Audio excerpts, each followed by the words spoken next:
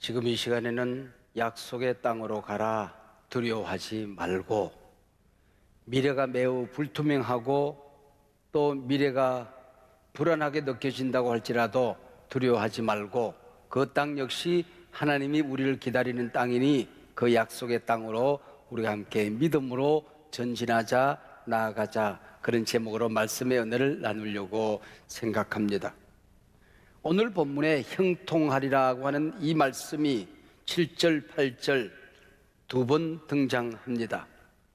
교회에서 오해되고 잘못 사용된 단어 가운데 하나가 바로 이 형통이라고 하는 단어입니다. 세상적으로 형통이란 말은 모든 일이 내 뜻대로 잘 된다 하는 뜻이겠지요. 특별히 지난 세기 산업화의 경제 발전 과정에서 교회엔 번영신학, 또 축복신학, 위복신앙이 만연되어져 있었습니다. 그래서 한국교회 안에서 형통이란 말은 쉽게 물질을 얻는 풍요, 세상적인 성공으로 받아들여졌습니다. 그러나 성경의 형통, 원문 히브리어의 사칼이라고 하는 것은 하나님의 계획이 나를 통하여 이루어진다라는 뜻입니다. 하나님의 꿈이 내 안에서 온전히 이루어질 때 그것을 형통이라 그렇게 이름합니다. 영어 가장 오래된 번역 가운데 하나인 킹 제임스 버전에서는 이 형통이라는 말이 good success, 선한 성공이라고 되어져 있습니다. 즉 여기 형통은 하나님의 비전, 하나님의 꿈, 하나님의 계획이 성공적으로 이루어진다라는 의미를 가지고 있습니다. 흑인 인권운동가 마틴 루터 킹 목사님의 I have a dream, 나는 꿈이 있다라는 설교가 있잖아요. 어린 제게도 I have a dream, 꿈이 있었습니다.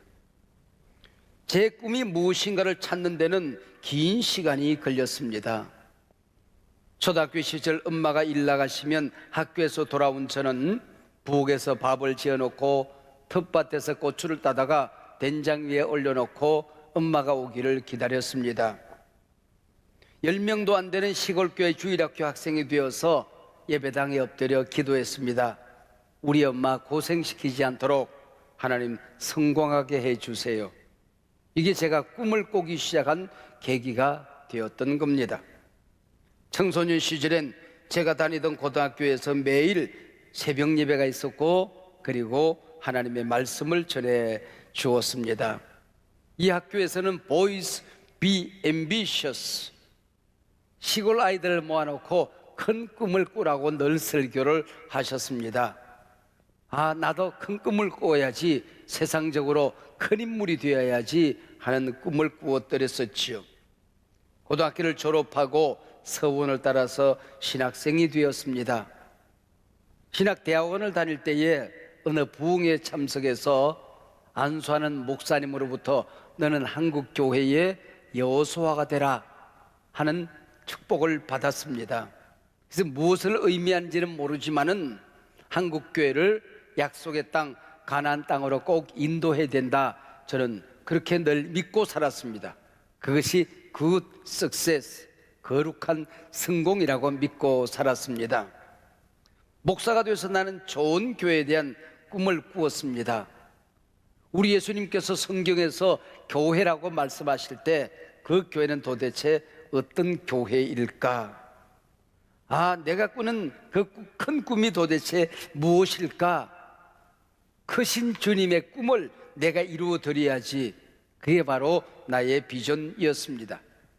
꼭 30년 전 섬기던 교회를 사임하고 덜컹거리는 시골길, 난지도 길을 따라서 저는 꿈꾸던 교회를 찾아 여행을 시작했습니다. 그래서 성경을 읽고 기도하다가 몇 가지 소중한 단어들을 가슴에 새기기 시작했지요. 주님의 심장 속에 있는 교회, 신약 성경에 있는 바로 그 교회, 1세기를 뒤집었던 그 교회, 마지막 때 성령이 보고 싶어 하시는 그 교회, 주님이 재림하셔서 교회 문을 열어볼 때에 이거야, 내가 보고 싶었던 교회가 여기 있었네. 그래서 우리 한서막교회 모든 성도님들의 꿈을 저는 몇 마디로 정리했습니다. 비전 선언문이라고 하죠. 한소망 교회를 주님의 심장 속에 있는 교회로 세워서 한소망 교회를 통하여 한국 교회를 섬기고 우리가 살아가는 이 시대를 우리가 섬긴다. 이게 바로 주님의 비전을 이루어드리는 큰 꿈이라고 정리하게 된 것이죠. 형통하라는 말씀이 무슨 뜻이었습니까? 주님의 꿈, 주님의 비전, 주님의 계획을 우리가 이루어드리는 겁니다. 우리 교회 성도님들과 함께 제가 이루어드리는 겁니다. 그게 바로 형통이요, 그게 제 꿈이 되었던 겁니다. 여러분, 제게만 꿈이 있고 약속의 땅이 있는 건 아니죠. 여러분 한 분 한 분에게도 꿈을 주시고 약속의 땅을 하나님이 보여주시는 것입니다. 모든 성도는 교회 안에서 영적으로 얻어야 할 땅이 있습니다.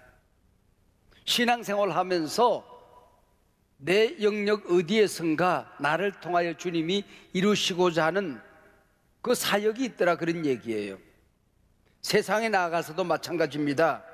형통하여 하나님 나라를 세우고 하나님께서 나를 통하여 이루시고자 하는 그 꿈을 세상 한가운데서 펼쳐가는 것입니다. 누군가 여러분에게 당신이 이 세상에 좀 더 오래 살아야 되는 이유가 무엇입니까? 당신이 이 세상에서 좀 더 잘 살아야 되는 이유가 무엇입니까? 라고 물었을 때에 여러분이 어떤 대답을 하시지 않겠습니까? 그게 바로 여러분의 비전이 되는 것입니다. 그 하나님의 비전이 나를 통하여 이루어지는 것, 그게 내 인생의 형통인계지요. 하나님께서는 우상장수 집안 아브라함을 불러냈습니다. 너를 약속의 땅으로 보낼 거야. 너를 통하여 큰 민족을 이루어서 가나안 땅으로 보낼 거야 말씀했습니다. 그게 아브라함의 비전입니다. 그 꿈이 족장들, 그의 아들 이삭과 또 후손 야곱 요셉에게로 흘러 갑니다. 430년이라는 세월이 애굽에서 흘러갔습니다. 종살이 모세를 통하여 이제 그 땅에서 불러내 약속의 땅으로 가는 겁니다. 40년 동안 광야 생활, 이제 막바지, 저 강을 건너면 약속의 땅이 펼쳐집니다. 바로 이 소중한 시간에 모세를 하나님께서 불러갑니다. 모세가 죽어요. 이 위기 앞에서 이스라엘은 꿈을 포기했을까요? 이게 소중한 진리가 있어요. 우리가 꿈을 꿀 때에, 우리가 약속의 땅으로 한 걸음 한 걸음 가게 될 때에 그 꿈이 클수록, 그 꿈이 고상할수록, 진실할수록 위기를 만날 수가 있는 겁니다. 고난과 재난, 문제에 부딪힐 수가 있다는 거지요. 여러분, 가나안 땅에서 큰 민족을 이루기 위하여 애굽으로 들어갈 때에 누구를 쓰십니까? 요셉이라는 어린아이를 씁니다. 이제 500년이라는 세월이 흘러갔습니다. 노예 생활 430년, 광야 생활 40년, 500년의 세월이 흘러들어가서 어린아이 요셉이 나왔던 그 가나안 땅으로 60만 장정, 200만 대군이 들어가는 겁니다. 요단강을 가르고 가나안 땅으로 들어가는데 누구를 씁니까? 여호수아를 씁니다. 여러분, 여호수아가 누군지 아세요? 요셉 지파의 자손입니다. 에브라임 지파, 요셉의 아들 지파 아닙니까? 이 에브라임 지파 여호수아를 통하여 요셉이 나왔던 그 땅으로 이제 들어가게 되는 것입니다. 이 여호수아의 처음 이름은 호세아입니다. 내가 잘 돼야지, 내가 구원받아야지, 내가 약한 세상에서 해방받아야지, 자기 꿈이었습니다. 구원, 해방이라는 뜻이죠. 그리고 모세를 통하여 가나안 땅을 정탐하고 가나안 땅을 구경합니다. 이때 호세아란 이름이 여호수아로 바뀌게 되는 겁니다. 그게 민수기 13장 8절에서는 호세아인데 8절 건너 뛰어넘어서 16절에서는 여호수아, 야훼 구원으로 바뀌어지게 되는 것입니다. 호세아가 개인적으로 가졌던 그 꿈이 이제는 형통으로 바뀌어지게 되는 것입니다. 하나님의 꿈으로, 하나님의 비전으로, 하나님의 계획으로 성화되기 시작하는 것입니다. 그래서 여호수아는 야훼는 구원이시다, 그런 의미를 가지고 있는 것이요. 하나님께서 여호수아를 불렀을 때 여호수아가 용기 백배하여, 야, 하나님께서 나를 통하여 가나안 땅에 들어가게 하신다, 야, 신난다 그랬을까요? 그러지 못했다는 거죠. 어금이 저리고 두려움에 떨고 있었다는 겁니다. 요즘은 공익근무요원이라고 하는데 옛날에는 방위병이라고 얘기했어요. 요즘은 지역주민센터 그러는데 그 당시에는 동사무소 그랬습니다. 한 방위병 청년이 동사무소에 처음 근무를 하게 된 것입니다. 훈련 마치고 군기가 바짝 들었습니다. 처음 부임했던 그 동사무소 직원이 되어서 이제 부들부들 떨고 있는 겁니다. 첫 민원인이 앞에 왔습니다. 사망 신고하러 왔습니다. 그랬더니 벌벌 떨면서 하는 얘기가 본인이십니까? 그러더랍니다. 그랬더니 민원인이 또 더 가관입니다. 본인이 와야 합니까? 그러더랍니다. 여러분, 싱거운 소리 잘하는 우리 장로님에게 제가 들은 얘기입니다만은 교훈이 있어요. 언제나 처음 맡은 일은, 해보지 않은 이런 두려움이 있는 거죠. 서툴기 짝이 없는 것입니다. 여호수아가 하나님의 명령을 받아들고 마냥 기뻐한 것이 아니고 두려움에 떨고 있었던 것입니다. 그래서 하나님께서 그를 용기로, 격려로, 말씀으로 그를 지금 일으키는 내용입니다. 강하라, 담대하라, 두려워하지 말라, 놀라지 말라. 이 말씀은 단지 여호수아에게만 주신 말씀은 아닙니다. 코로나19 팬데믹으로 내일을 바라볼 때에 온갖 상황이 어렵게만 꼬여갑니다. 자신감이 없습니다. 바로 놀라 떨고 있는 우리에게 주신 말씀이지요. 젊은이들도 미래가 두렵답니다. 늙은이들도 미래가 자신감이 없답니다. 모든 상황이 불확실합니다. 두렵기만 합니다. 우리 목사님 정도가 되면은 아마 두려움 없이 세상을 헤쳐나갈 거야. 하루에도 저도 몇 가지 문제에 부딪히고 제 혼자 힘으로 감당할 수 없는 온갖 어려움에 부딪히곤 합니다. 지금도 입 안팎이 다 부르터서 말이 제대로 나오지 않습니다. 그만큼 세상에 온갖 염려들이, 걱정거리들이 많이 있지요. 그러나 우리 눈에 위기만 보이겠습니까? 문제만 보이겠습니까? 기회의 땅이 우리 앞에 펼쳐지고 있지 않습니까? 설레임이 있지 않느냐는 말이에요. 어느 선생님이 큰 도화지에다가 시커먼 먹물점을 하나 딱 찍었습니다. 제자들에게 이걸 보여주면서 제군들이요, 뭐가 보이는가 그대의 눈에? 모든 학생들이 검은 점이 보인다고 얘기를 했습니다. 선생님은 이 넓은 도화지에 조그마한 점 하나, 그것만 그대들의 눈에 보였단 말인가? 나머지 여백, 우리가 채울 수 있는, 우리가 그림을 그릴 수 있는, 우리가 작품을 만들 수 있는 많은 여백이 보이지 않았는가? 여러분, 문제만 보입니까? 여러분 눈에 미래의 위기만 보입니까? 하나님의 약속, 은혜, 기회는 보이지가 않습니까? 언젠가 제가 폴 트루니에의 중간지대 불안이라는 용어를 설명한 적이 있습니다. 심리학의 용어입니다. 두 그네를 타는 고개사가 한 그네를 붙들고 있다가 다음 그네를 붙들기 위해서 그네를 놓고 공중에 떠 있는 짤막한 시간, 그게 중간지대 불안이거든요. 중간지대 두려움이거든요. 우리가 밑에서 앉아서 보면 공중에 아무것도 잡지 않고 떠 있는 그 순간이 불안하게 여겨지죠. 그러나 전혀 불안하지 않습니다. 여러분 지금 붙들고 있는 이 그네를 놓으면 다음 그네가 내게 다가오는 겁니다. 붙들기만 하면 되는 거예요. 지금까지 은혜로 살았다고 한다면 내일이라는 그네도 내 앞에 지금 다가오고 있는 겁니다. 여러분 믿으시길 바랍니다. 반드시 하나님은 다음 그네를 보내주십니다. 할렐루야. 그걸 붙들라는 거예요. 그게 바로 약속의 땅으로 가자. 두려워하지 말고.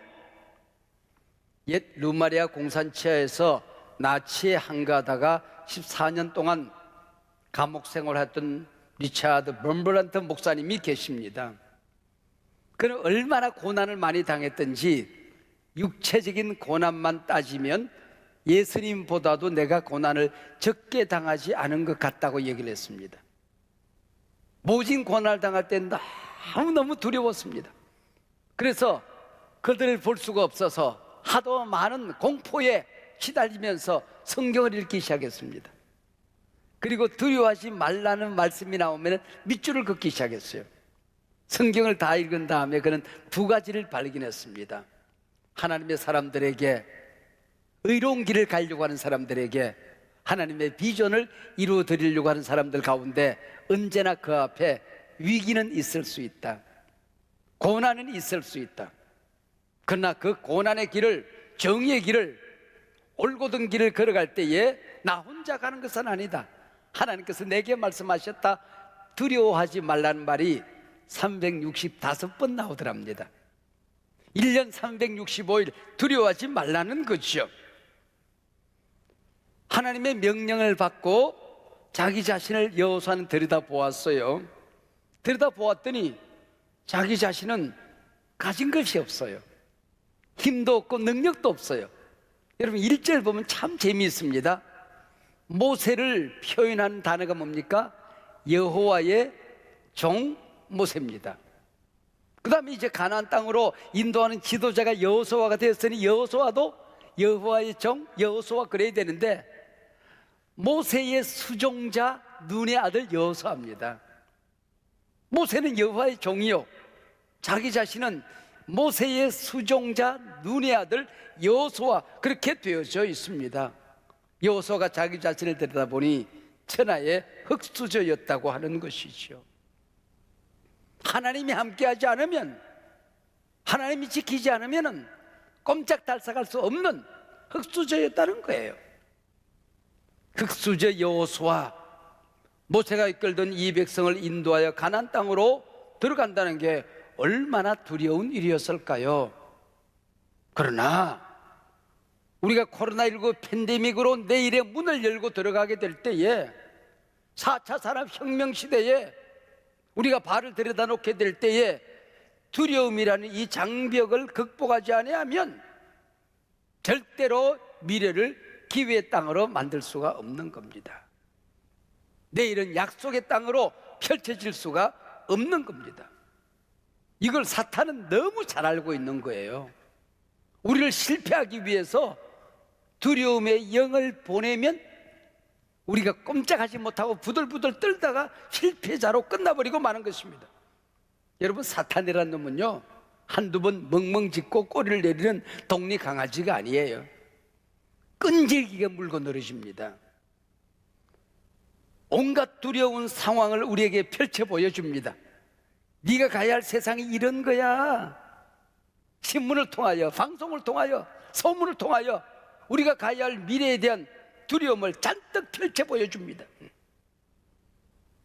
여러분, 이 시간 약속의 땅을 얻고 싶으면은 우리 주 예수 그리스도, 나사렛 예수 그리스도 이름으로 명령하세요. 두려움의 영아 떠나갈지어다.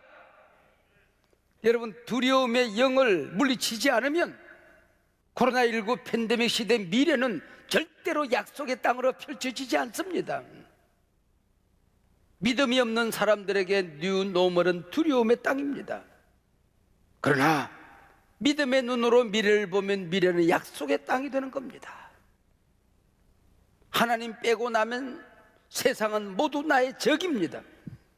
그러나 하나님이 함께 하시면, 하나님이 지켜주시면 세상은 나의 밥이 되는 것입니다.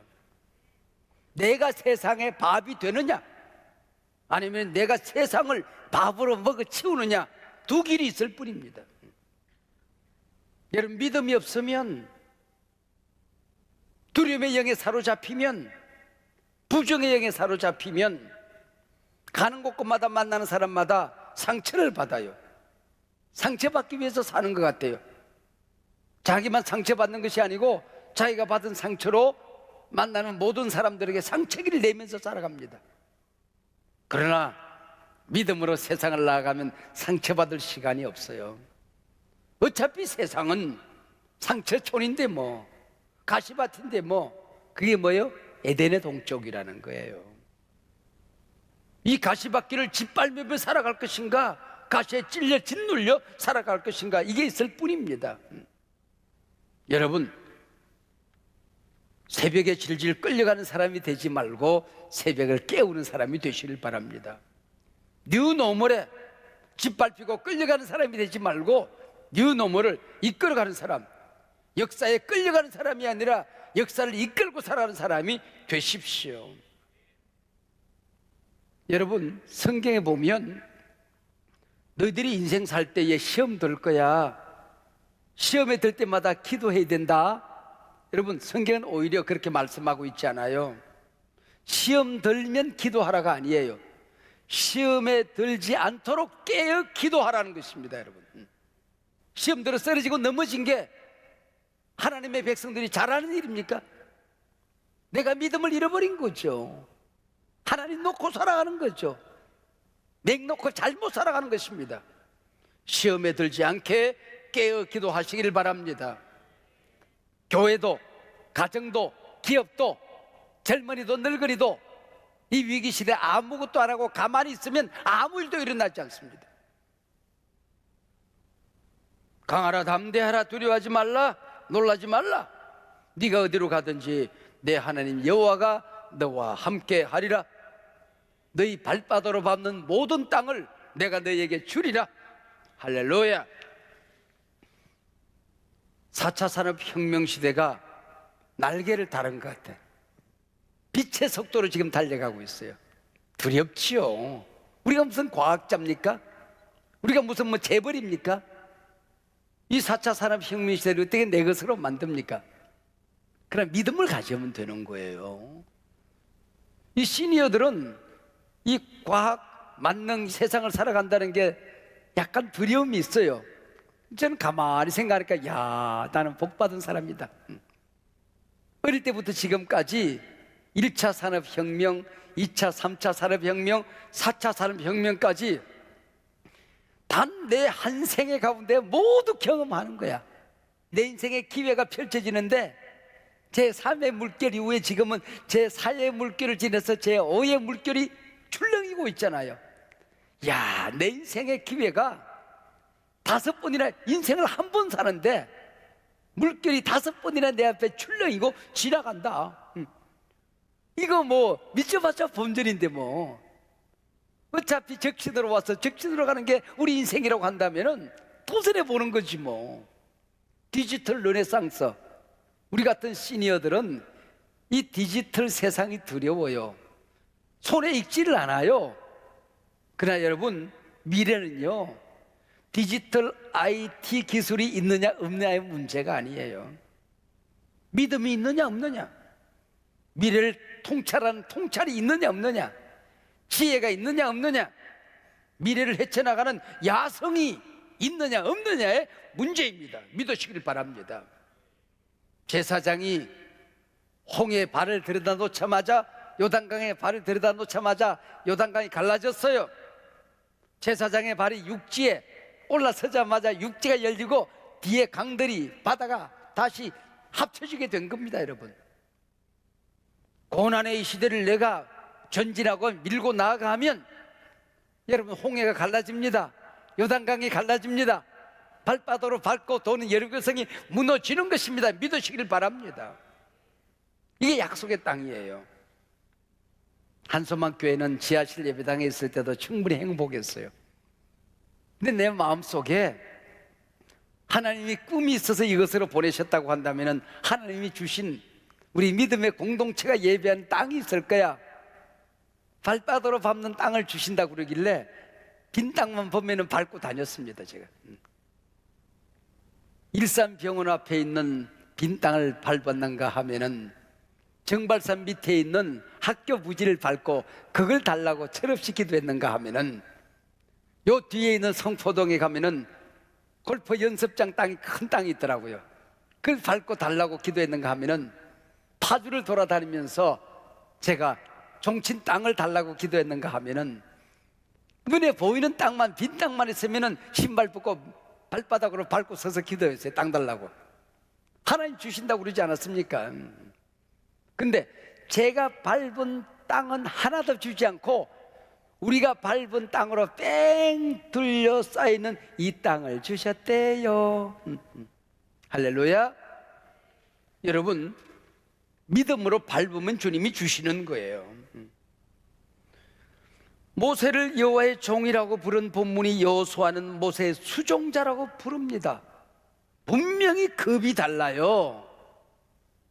그런데 1절에서는 그렇게 급이 다른 인생이라고 설명해 놓고 2절, 3절, 4절, 5절, 6절, 7절, 8절, 9절 자그마치 8절에 걸쳐서 하나님이 직접 여호수아에게 말씀하십니다. 다른 중재자가 없어요. 모세를 대면하여 직접 말씀하시던 하나님께서 여호수아에게 직접 말씀하시더라는 거예요. 급이 다른데 똑같은 급으로 인정하시더라는 거예요. 잘난 구석이 없는데 우리에게 소명이 있으면, 믿음이 있으면, 하나님이 우리와 함께 하면 급이 다른 흙수저 우리를 하나님이 지키십니다. 기회를 주십니다. 일어서게 하신단 말이에요.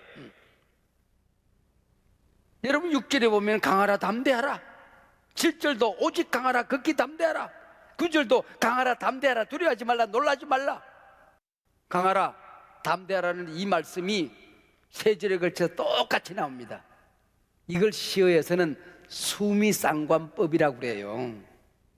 시작하는 말씀과 뒷말씀이 같은 말씀이 계속해서 연결되어 운율을 이루어가는 겁니다. 히브리어는 이게 최상급, 비교급이 별로 발달되어 있지 않아요. 이 수미상관법, 반복을 통하여 강조하는 것입니다.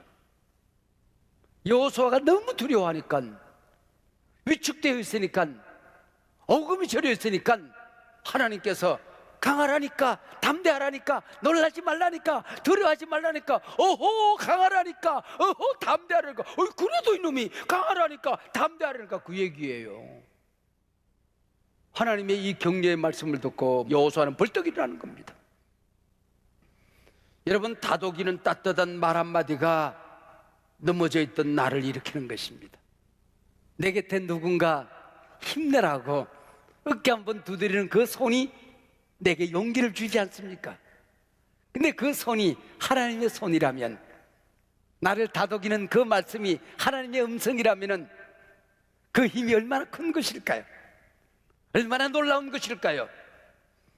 내 주변 사람들에게 용기, 격려의 말씀을 듣는 것도 소중하지만 하나님의 말씀을 듣는 게 우리 인생의 승패를 좌우하는 것입니다.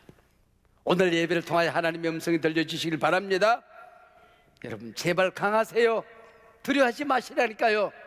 담대하십시오. 놀라지 말라니까요. 미래는 여러분의 것입니다. 약속의 땅입니다.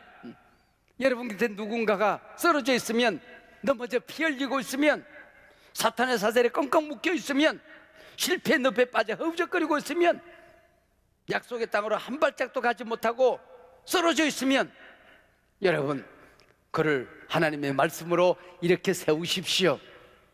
행여나 넘어져 있는 당사자가 당신은 아닙니까? 아무것도 못하고 당황하고 있는, 두려워하고 있는 그 사람이 바로 당신 아닙니까? 당신 자신이 당신에게 용기를 불어넣어 주십시오. 영모야 강하라, 영모야 담대하라, 전진해라. 그리고 여러분 곁에 있는 누군가를 이렇게 세우시길 바랍니다. 하나님의 말씀으로 그를 이렇게 세우세요. 이렇게 세우세요.